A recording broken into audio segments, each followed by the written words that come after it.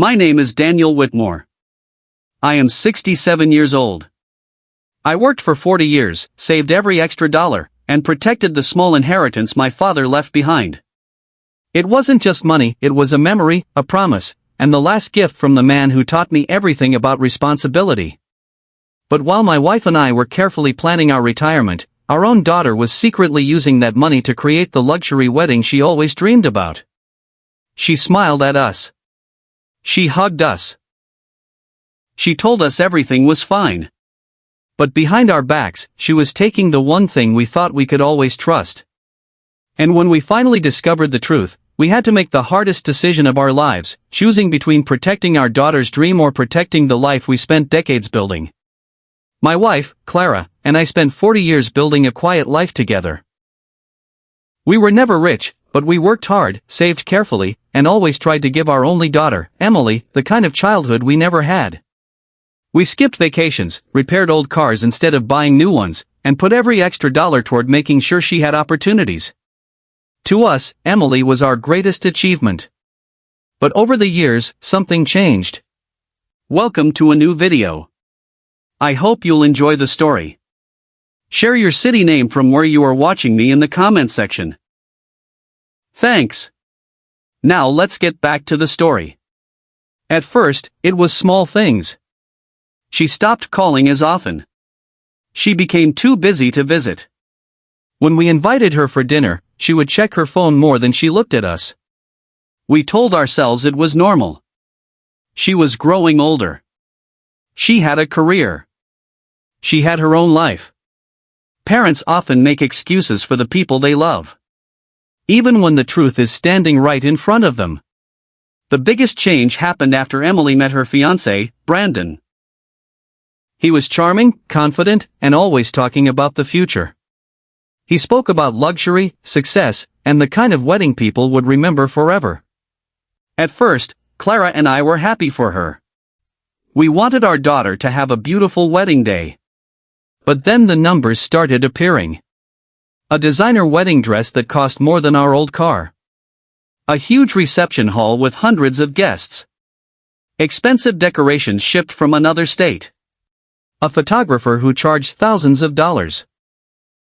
Every conversation seemed to come back to one question. How much can you help us? I remember sitting at our kitchen table one evening while Emily looked through wedding pictures on her tablet. She showed us a beautiful glass building filled with flowers and lights. "Dad, this is the perfect place," she said. "It's everything I dreamed about." I smiled because I wanted to see her happy. Then she said something that made my smile disappear. "I was hoping you and Mom could make a bigger contribution." Clara looked down at her coffee cup. "Emily, we already helped with what we could," she said softly. "We're retired now.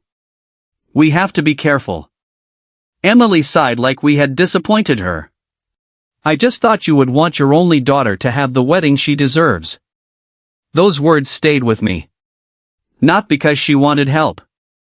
Because she made us feel guilty for saying no. A few weeks later, I noticed Clara becoming worried. She was checking our bank statements more often than usual. One afternoon, I found her sitting quietly at the table with papers spread out in front of her. "Daniel," she whispered, "something is wrong."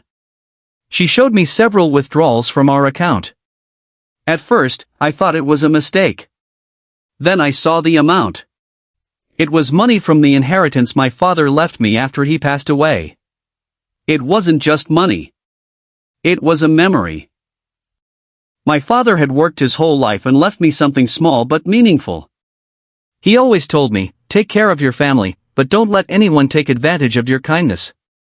I never imagined those words would one day apply to my own child. Clara's hands were shaking as she turned the papers toward me.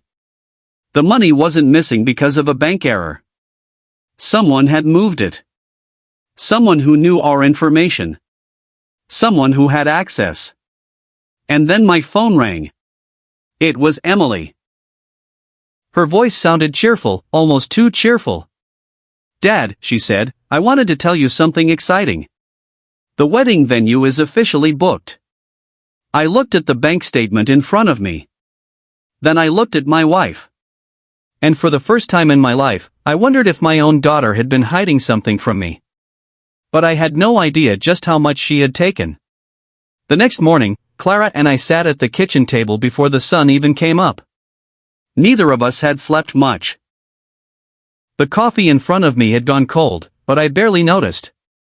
My mind kept returning to the same question. How could Emily do this? I wanted to believe there was another explanation. Maybe someone had made a mistake. Maybe there was a reason we didn't understand yet. Maybe my daughter, the little girl who used to hold my hand when she was scared, had not really taken money from us. Parents have a strange way of protecting their children, even when their children are the ones causing the pain. Clara was quieter than usual. She kept looking at the papers on the table. Daniel, she finally said, we need to know the truth. I nodded, even though part of me was afraid of what we would find. We contacted the bank and asked for the details of the transfers. The employee on the phone was polite, but every word felt heavier than the last.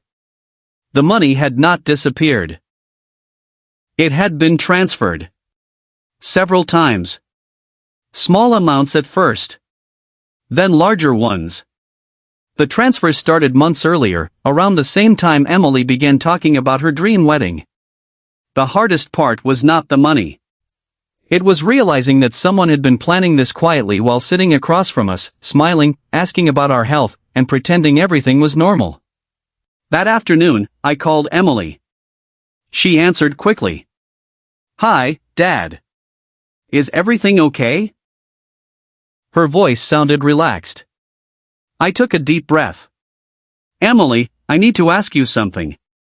Did you transfer money from my inheritance account? There was silence. Not a surprised silence. Not a confused silence. A careful silence. The kind of silence someone uses when they are deciding what to say next. Finally, she said, Dad, I was going to tell you. Those words hurt more than I expected. Not because they were an answer. Because they were not. Tell me what? I asked. She sighed. I borrowed it. I closed my eyes. Borrowed? Yes. For the wedding. I knew you would say no, and I didn't want to stress you out. I looked at Clara sitting across from me. She had tears in her eyes. You didn't want to stress us out? I asked. Dad, please don't make this bigger than it is. You and Mom have money sitting there. I'm your daughter. It's not like I gave it to a stranger. That sentence changed something inside me. Because Emily wasn't sorry. She was explaining why she believed she had the right. Emily, I said quietly, that money was from my father. It was part of our retirement plan. I know, she replied. But you're not using it right now. I could not believe what I was hearing. To her, because we had not spent it yet, it meant it was available. Like our years of saving were just an empty space waiting for someone else to fill. After the call ended, Clara and I sat in silence. The house felt different. The same walls. The same furniture. The same pictures hanging in the hallway. But something had changed. 2 days later, we received an invitation to Emily's wedding. It was beautiful. Too beautiful. The paper was thick. The letters were shiny. The details described a celebration that looked like something from a movie. A luxury venue. A 5-course meal. Live music. A glass ballroom decorated with thousands of flowers. Clara read the invitation twice. She used our money for this, she whispered. I didn't answer. Because I knew she was right. Then came the part that hurt even more. The invitation included a special message from Emily and Brandon thanking their loving family members who helped make this dream celebration possible. Our names were listed. But there was no mention of what we had actually sacrificed. No mention of the years we worked. No mention of the retirement savings we protected. No mention of the trust my father left behind. Just a picture-perfect story where Emily looked like a bride who had everything, and we looked like proud parents standing behind her. That night, I opened an old photo album. I found pictures of Emily as a child. Her first bicycle. Her school plays. Her graduation. I remembered every moment I had spent trying to give her a good life. And I asked myself a painful question. When did my daughter stop seeing us as her parents? And start seeing us as a source of money? I thought discovering the stolen inheritance was the hardest part. I was wrong. Because the wedding had not even happened yet. And the truth about what Emily had done was about to become impossible to hide. For the next few weeks, Clara and I lived with a strange feeling that was difficult to explain. We were hurt, but we were also confused. Because Emily did not act like someone who had done something wrong. She acted like everything was normal. She called us to discuss wedding details. She asked Clara about flowers and decorations. She sent pictures of dresses and table settings. She talked about the future as if the money she had taken from us was just a small misunderstanding that would disappear if everyone stopped mentioning it. But Clara and I could not pretend anymore. One evening, Emily came over for dinner with Brandon. She walked into our house carrying a box of expensive pastries. "Mom, Dad, I brought your favorite," she said with a smile. Years ago, that smile would have made me happy. That night, it felt different. We sat around the table, and for the first 10 minutes, everything was polite. Too polite. Brandon talked about the wedding guests. Emily talked about the music. Then Clara placed her fork down. "Emily, have you thought about paying back the money before the wedding?" The room became quiet. Emily looked surprised, but not because she had forgotten.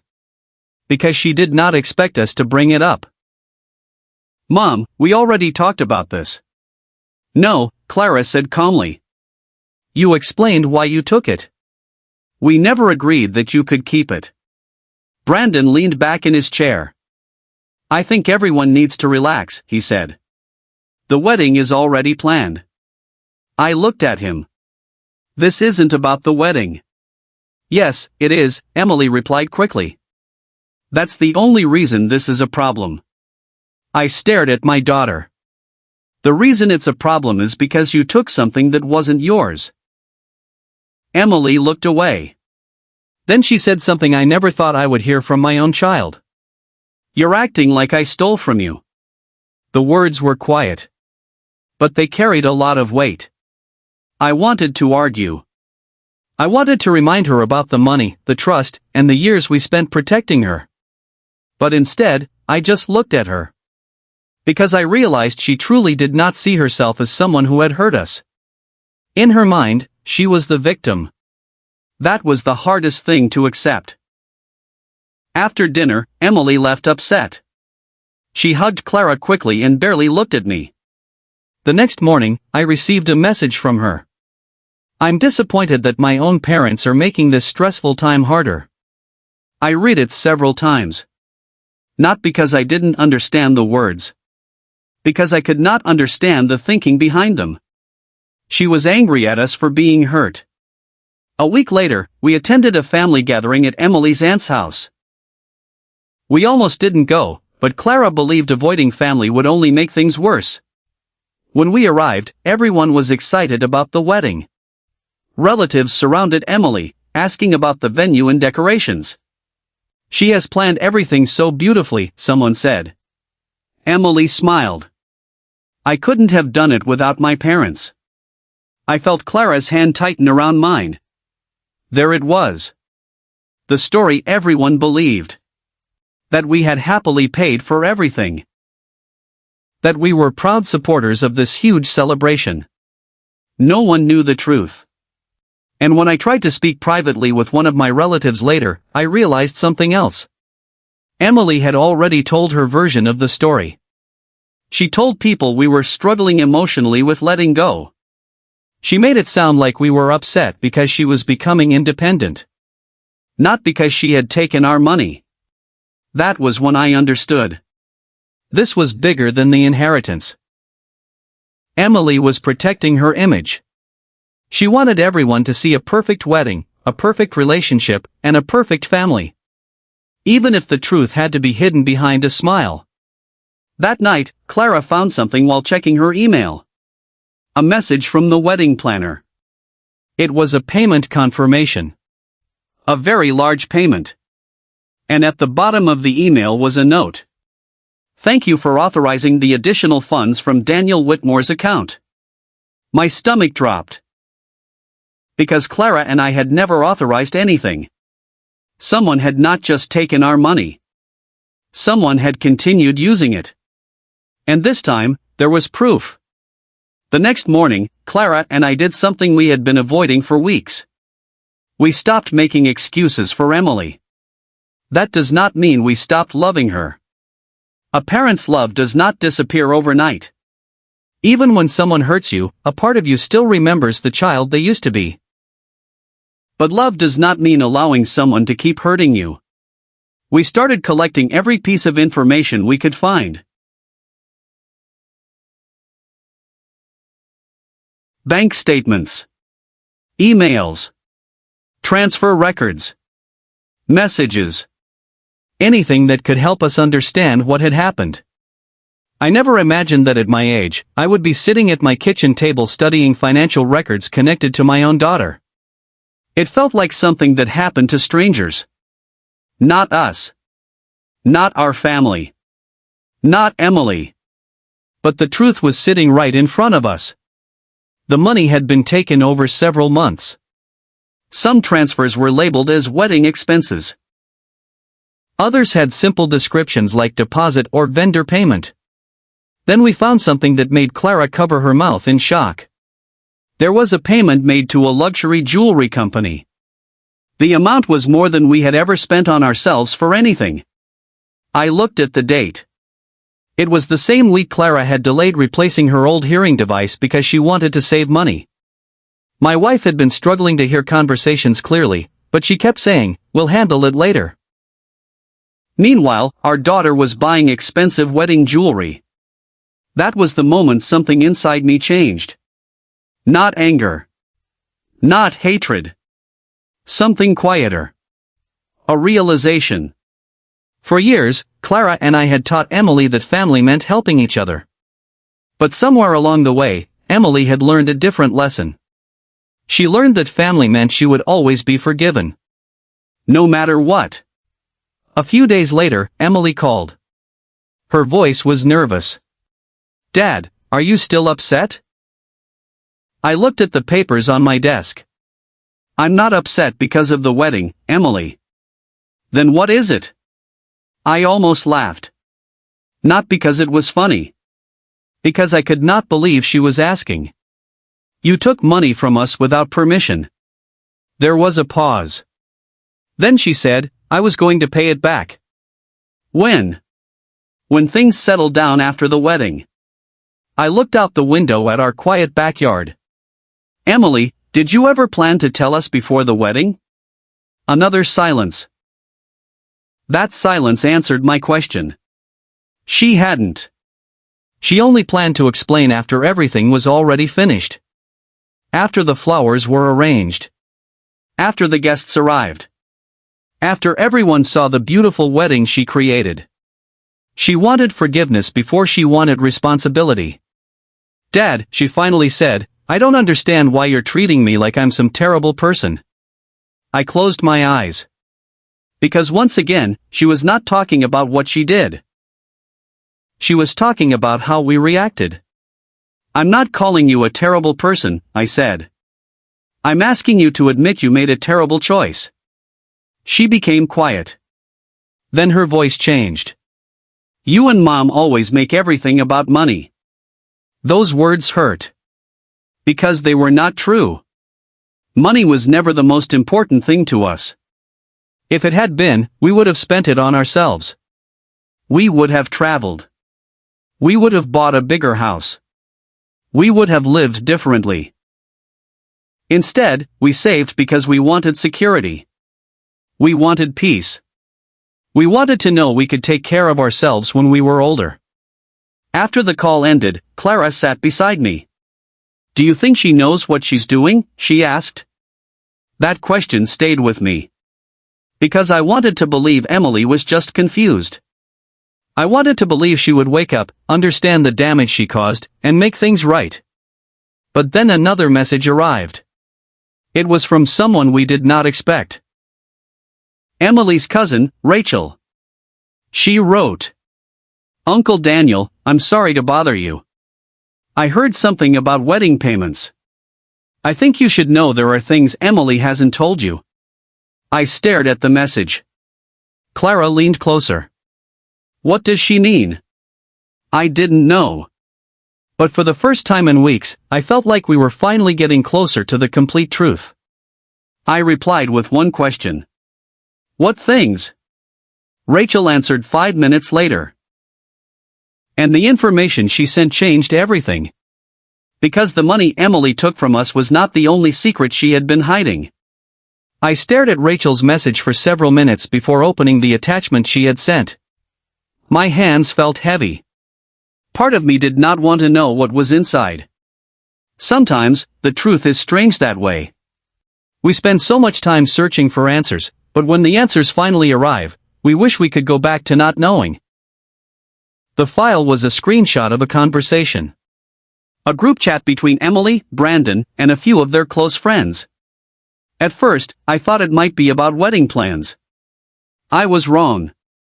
The first few messages were about the venue and decorations. Then the conversation changed. One message from Brandon said, "Once the wedding is done, everyone will stop asking questions." Another message from Emily said, "My parents always feel guilty when I'm disappointed. They'll calm down eventually." I read that sentence again. Then again. Clara noticed my face. "Daniel, what is it?" I slowly turned the phone toward her. She read the messages silently. I watched as her expression changed. Not anger. Not a shock. Just sadness. A deep sadness that came from realizing the person you trusted knew exactly what they were doing. The conversation continued. Emily had told her friends that our inheritance was just sitting there. She said we were too old to spend it anyway. She joked that after the wedding, we would forget about the whole thing. That sentence hurt more than the money. Because it showed something I never wanted to believe. Emily was not making one careless mistake. She had been thinking about it.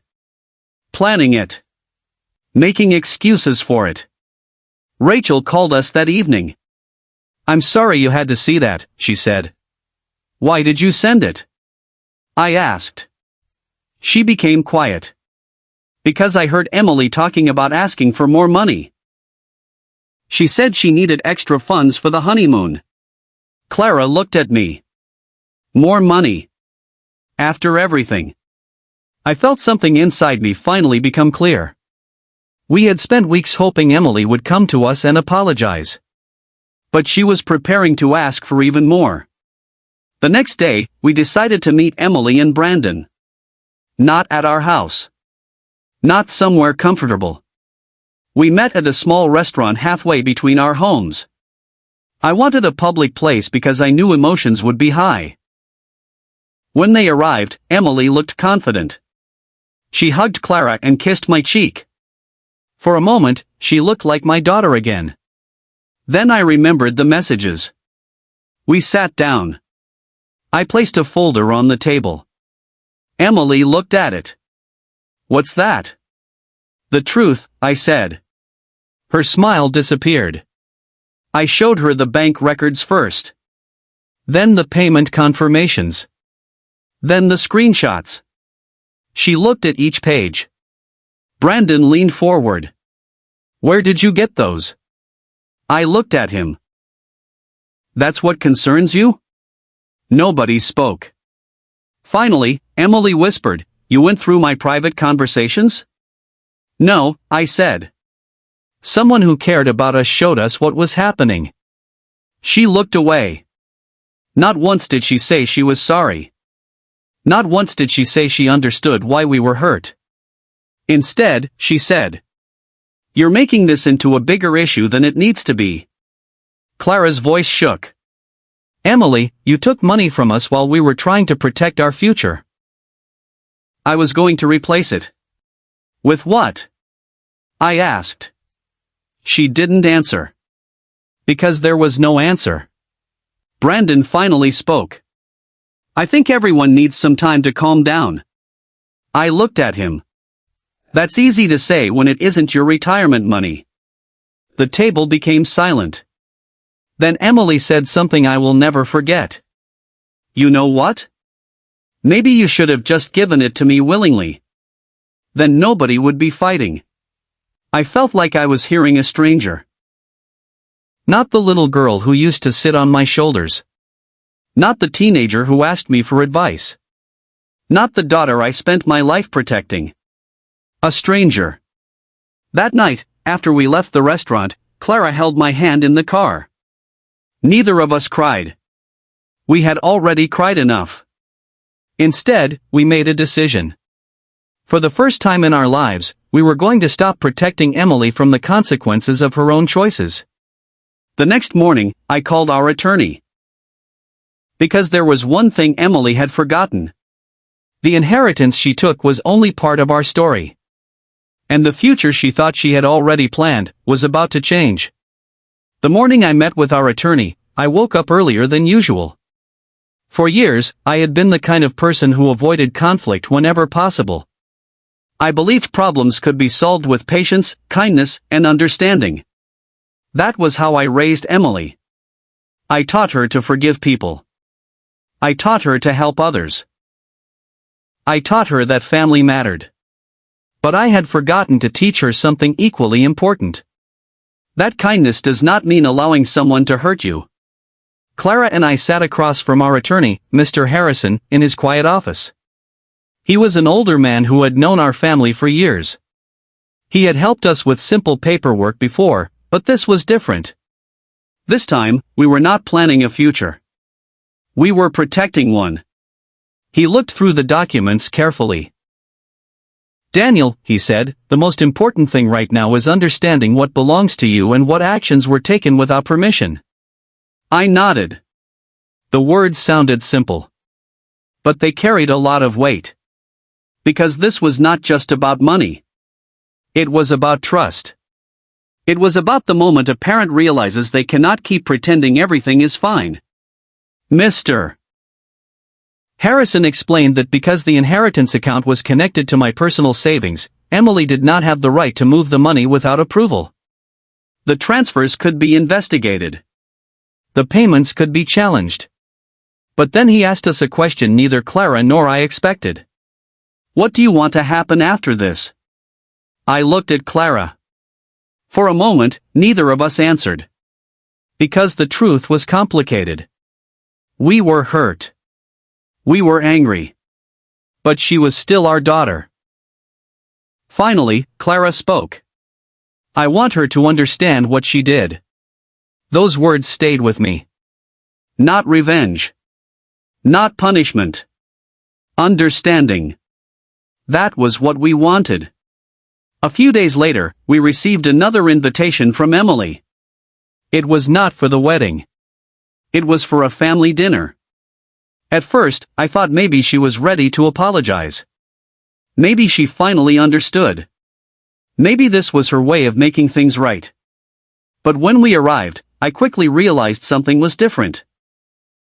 There were other people there. Emily's aunt. Her cousins. Some family friends. A room full of people. And then I understood. This was not a private conversation. This was a performance. Emily stood near the dining table with a sad expression on her face. Mom and Dad have been under a lot of stress lately, she told everyone. I looked at Clara. We both knew what was happening. Emily was telling her version first. She was creating a story where she was the daughter trying to plan a wedding, and we were the difficult parents causing problems. One of the relatives looked at us. I heard there was some disagreement about the wedding. Disagreement. That was the word Emily chose. Not theft. Not taking money. Not hiding our inheritance. Just a disagreement. I stepped forward. Before anyone judges what happened, I think everyone deserves the whole story. Emily's face changed. Dad, please don't do this. Do what? Embarrass me. I looked around the room. Then I said quietly, I'm not the one who created this situation. The room became silent. I placed copies of the documents on the table. Not because I wanted to shame my daughter. Because I was tired of hiding the truth to protect someone who had not protected us. People started reading. The bank records. The payments. The dates. The proof. Emily became upset. You're making me look like a horrible person. I looked at her. No, Emily. Your choices are doing that. Brandon stood up. This is getting out of control. But nobody moved. Nobody defended them. For the first time, Emily could not control the story. The room was no longer filled with her version of events. It was filled with facts. Then one of her cousins looked at her and asked, Is this true? Emily did not answer. And that silence said more than any words could. After we left, Clara and I drove home quietly. The next morning, another surprise arrived. A letter from Emily's wedding planner. The wedding was in danger of being cancelled. Because several payments had been stopped. And Emily was about to learn something important. A beautiful wedding built on someone else's sacrifice does not stay beautiful forever. The week after the family dinner was one of the hardest weeks Clara and I had ever experienced. Our phone kept ringing. Some relatives called to ask questions. Others called to apologize because they realized they had only heard one side of the story. But there were also people who were angry. Not because Emily had taken our money. Because the truth had ruined the picture they wanted to believe. That was something I learned about families. Sometimes people do not get upset when someone does something wrong. They get upset when the truth becomes impossible to ignore. Emily stopped calling us for several days. At first, I thought maybe she was finally thinking about what she had done. But then I received a message from her. Dad, you ruined everything. I stared at those words for a long time. Not because I did not understand them. Because I finally understood how different our thoughts were. Emily believed we ruined her dream. I believed she had destroyed our trust. Two completely different realities. I replied with only one sentence. I did not ruin your wedding. I stopped paying for something that was never yours to take. She did not respond. A few days later, Mr. Harrison called us. He had reviewed more documents and discovered something else. Emily had not only used the inheritance money. She had also convinced one of the wedding vendors that we had promised to provide additional payments. She had used our names to make commitments we never agreed to. That was the moment we realized the problem was even bigger than we thought. She had been building an entire wedding around a version of reality that did not exist. She wanted everyone to believe she had earned a life of luxury. But behind the decorations and expensive plans was a foundation made of lies. Meanwhile, Clara and I began making changes to protect ourselves. We updated our accounts. We changed passwords. We reviewed our legal documents. It was strange. For most of my life, I had protected my daughter. Now I was protecting myself from her. One evening, while we were eating dinner, Clara looked across the table at me. Do you think we did the right thing? I knew what she meant. She was not asking about the money. She was asking if we had failed as parents. I reached across and held her hand. We loved her enough to help her, I said. Now we have to love her enough to let her face the results of her choices. A few days later, Emily came to our house. I knew she was coming before she even knocked. There was a certain sadness in the way she stood at the door. For a moment, I saw my little girl again. the child who used to run through our backyard. The teenager who hugged me after her first big disappointment. The young woman who once told me I was the best father in the world. Then she spoke. "Can we talk?" I let her inside. She sat on the couch, looking uncomfortable. "I'm sorry things got this far," she said. I waited. Because an apology is not just saying the word sorry. It is accepting what you did. But then she continued. "I just wish you understood how much pressure I was under." There it was. The explanation. Not the responsibility. She talked about expectations. About wanting the perfect wedding. About feeling embarrassed that other people had more expensive celebrations. She talked about Brandon's friends and the lifestyle they showed online. She talked about feeling like she had to prove something. And for the first time, I saw something behind her actions. Fear. Insecurity. A need to look successful. But understanding why someone does something does not erase the damage they cause. "Emily," I said quietly, "I understand you wanted a beautiful wedding. But you cannot build your happiness by destroying someone else's security." She looked down. Then she whispered. "Are you really going to remove me from the inheritance?" The question surprised me. Not because she asked. Because it was the first thing she cared about. Not the pain she caused. Not the trust she broke. The inheritance. I took a deep breath. Your mother and I are making decisions based on what is right, not what is easiest. Her eyes filled with tears. You're choosing money over me. I shook my head. No, Emily. We are choosing respect. She left without another word. That night, we completed the paperwork with Mr. Harrison. The documents would protect what remained of our savings. They would also change the future inheritance plan. For years, I had imagined leaving everything I had to my daughter. But now I had to accept a painful truth. An inheritance is not just about what someone receives. It is about the trust behind it. And Emily had broken that trust. The wedding was now only days away. And while everyone expected a beautiful celebration, the truth was about to arrive at the place where Emily wanted to create her perfect memory. The day of Emily's wedding arrived, but it did not look like the day we had imagined years ago. When Clara and I first dreamed about our daughter getting married, we imagined standing beside her with pride. I imagined walking her down the aisle. I imagined telling everyone how proud I was of the woman she had become. I never imagined sitting in the back of a room wondering if my own daughter would ever understand how much she had hurt us. The wedding venue was beautiful. There were tall glass windows, hundreds of flowers, and lights hanging from the ceiling. It was exactly the kind of place Emily had dreamed about. But as I looked around, I noticed something. The beauty of the room could not hide the tension between the people inside it. Some guests whispered quietly. Some avoided eye contact. The story had spread. Not every detail. But enough. People knew there had been problems.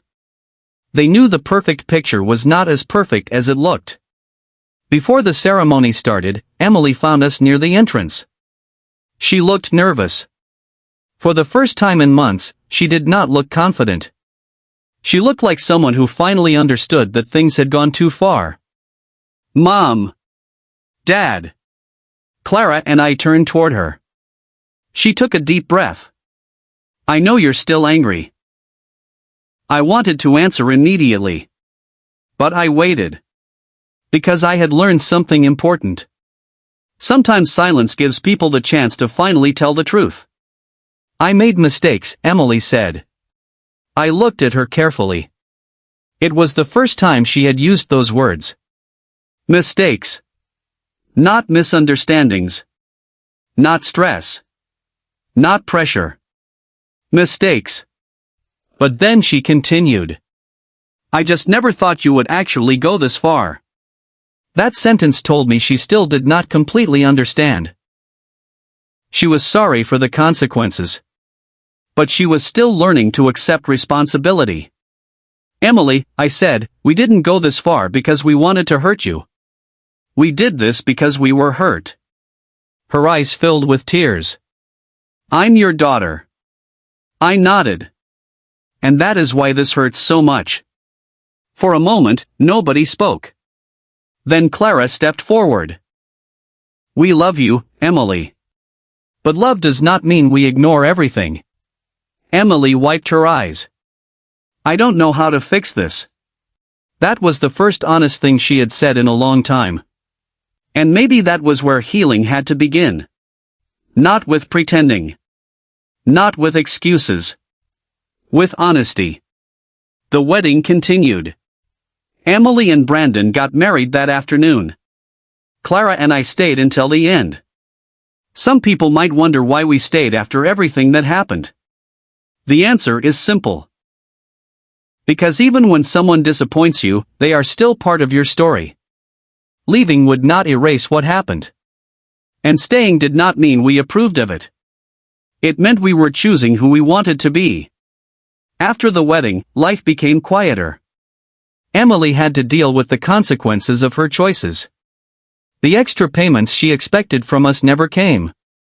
The expensive lifestyle she tried to create became impossible to maintain. She and Brandon had to make difficult decisions. They sold some things. They changed their plans. They learned that appearances could not pay bills. Months later, Emily called us. This time, her voice sounded different. There was no anger. No blaming. Just honesty. "Dad," she said, "I've been thinking about everything." I listened. I was so focused on having the perfect wedding that I forgot about the people who loved me before anyone cared about the wedding. I looked at Clara. She was listening too. Emily continued. "I hurt you both. And I know saying sorry doesn't fix it." For the first time, I believed she understood. Forgiveness did not happen instantly. Trust does not grow back in one conversation. But sometimes, a broken relationship can start rebuilding when someone finally stops defending their actions. Years later, Clara and I looked back at that painful time differently. The money mattered. The betrayal mattered. The hurt mattered. But the biggest lesson was not about inheritance. It was about respect. A family is not held together by shared last names or old memories. It is held together by honesty, kindness, and the way people treat each other when nobody is watching. I eventually changed my will. I did not do it out of anger. I did it carefully. The legacy my father left me was not just money. It was a lesson. He taught me to protect what matters. And what mattered most was not leaving behind the biggest amount. It was leaving behind the right message. Clara and I still loved Emily. But we also learned to love ourselves. For years, we thought being good parents meant giving our children everything. We learned that sometimes being a good parent means teaching them that choices have consequences. Because family can forgive. Family can heal. But families must also respect the people who built the foundation they stand on. And in the end, the greatest thing we saved was not our inheritance. It was our dignity. Before you go, I want to ask you something. If you were Daniel, after discovering that your own daughter secretly used your inheritance to create the wedding of her dreams, would you have confronted her immediately, or would you have waited and gathered the full truth before taking action? And if you were Emily, at what point should she have admitted her mistake? Before taking the money, before hiding the truth from her parents, or only after her perfect wedding plans started falling apart? What about Clara? After years of loving and supporting her daughter, do you think she was right to protect her future and rewrite the inheritance, or should a parent always give their child one more chance no matter how deeply they are hurt? Share your thoughts in the comments. I'd love to hear what you would do. If this story touched your heart, don't forget to like this video and subscribe for more emotional family stories about betrayal, forgiveness, hidden truths, broken trust, second chances, and the powerful lessons that remind us that love is precious, but trust, honesty, and respect are what truly hold a family together.